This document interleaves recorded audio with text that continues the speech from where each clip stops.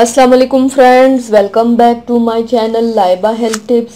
Friends, आज मैं आप लोगों के साथ दही से बालों को लंबा, घना और बालों का गिरना बंद करने के लिए एक बहुत ही आसान मास्क शेयर करने जा रही हूँ।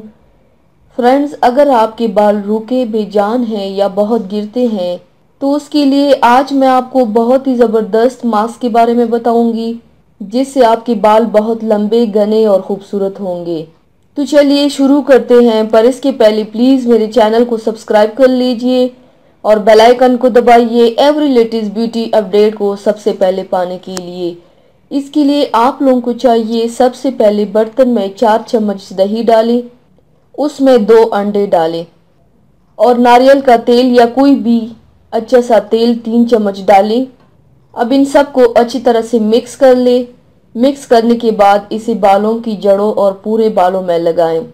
1 घंटे के बाद बालों को धो लें। हफ्ते में 1 बार इस्तेमाल करें, आपके बाल बहुत अच्छे हो जाएंगे इंशाल्लाह। तो व्यूवर्स, थैंक्स फॉर वॉचिंग। मेरी वीडियो को लाइक और शेयर ज़रूर कीजिएगा। मिलते हैं एक और नई वीडियो में, तब तक के लिए अल्लाह हाफिज़।